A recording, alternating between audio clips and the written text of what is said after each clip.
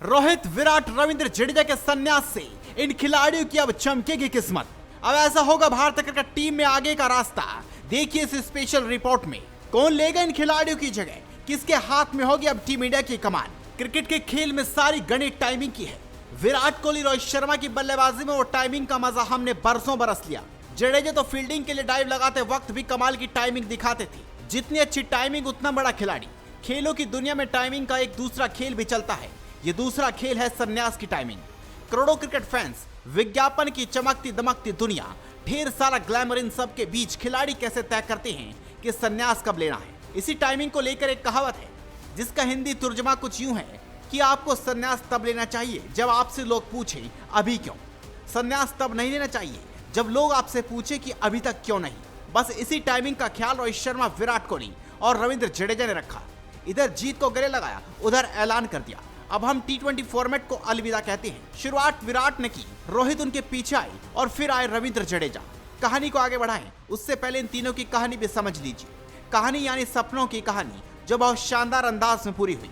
सबसे पहले बात रोहित शर्मा की। रोहित शर्मा कप्तान के तौर पर आईसीसी वर्ल्ड टेस्ट चैंपियनशिप और वनडे वर्ल्ड कप का फाइनल हार चुके थे। उन्हें एक आईसीसी ट्रॉफी बतौर कप्तान जीतनी थी। उनका सपना पूरा हुआ। रोहित को पता है कि वो 100 शतकों की रेस में नहीं है। आज की तारीख में उनके खाते में 48 अंतर्राष्ट्रीय शतक है। अब इसके बाद वो 50 शतक बनाए या 55। बड़ी बात यह है कि उन्होंने अपनी लकीर बड़ी खींच दी है। अब वो कपिल देव और महेंद्र सिंह धोनी की श्रेणी में हैं। 2007 में जब भारत ने टी20 वर्ल्ड कप जीता था तो रोहित एक नए आए खिलाड़ी थे। इस बार वो कप्तान थे। विराट कोहली की कहानी भी दिलचस्प है। वो 2011 वनडे वर्ल्ड कप जीतने वाली टीम का हिस्सा थे, लेकिन तब विराट कोहली टीम इंडिया के चीकू थे। चीकू विराट का निकनेम है। 2011 के बाद अपने करियर में तो वो चीकू द ग्रेट विराट कोहली बन गए, लेकिन खिताब के लिहाज से ये फर्क नहीं दिख रहा था। अब द ग्रेट विराट कोहली बनने के बाद उनके पास एक और वर्ल्ड कप ट्रॉफी है। बड़ी बात यह है कि इस बार वही खिताबी जीत के हीरो भी हैं। जडेजा को हल्के में लेने की भूल कोई नहीं करता। इस खिलाड़ी के पास अनुभव का खजाना है। बस एक वर्ल्ड कप ट्रॉफी का इंतजार था, वो इंतजार भी अब खत्म हो गया। अब इस कहानी के पार्ट 2 पर आते हैं। अब रोहित, विराट, जडेजा तो चले गए।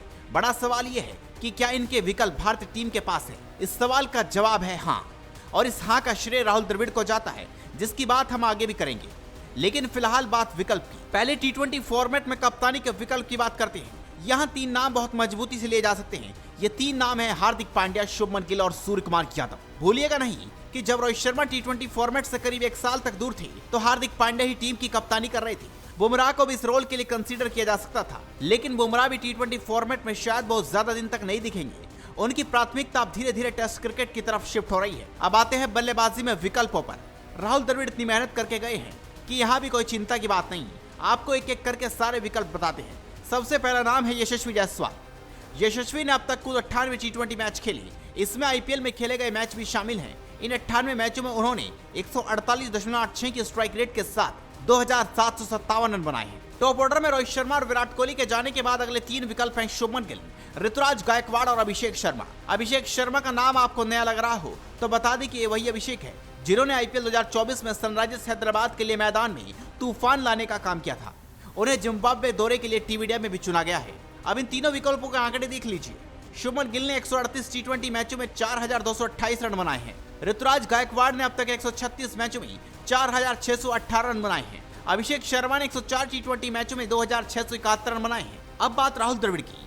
राहुल द्रविड़ भारतीय क्रिकेट को जो योगदान देकर जा रहे हैं उसकी कीमत अगले कई साल तक समझ आती रहेगी।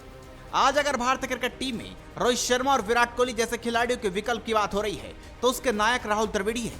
उन्होंने पहले एनसीए और फिर अंडर 19 टीम के साथ जो मेहनत की उसका इनाम अभी अगले और भी कई सालों तक मिलेगा।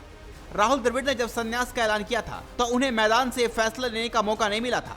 ऊपर वाले ने उन्हें बतौर कोच ये मौका दिया जब 29 जून 2024 को हर कोई इनकी पीठ थपथपा रहा था। अंत में आपको ये भी बता दें कि इस बात को भले ही कोई साबित नहीं कर सकता, लेकिन रोहित और विराट को समझने वाले कहते हैं संन्यास का फैसला तो उसी दिन हो गया था जब 19 नवंबर 2023 को वनडे वर्ल्ड कप में हार के बाद भी रोहित शर्मा टी20 वर्ल्ड कप में टीम की कमान संभालने को दोबारा तैयार हुए थे। शर्त बस इतनी थी कि साथ में विराट कोहली भी चाहिए। तो आप भी इस खबर पर अपनी राय दीजिए, इस खबर को शेयर कीजिए और जुड़े रहिए हेडलाइंस स्पोर्ट्स के साथ।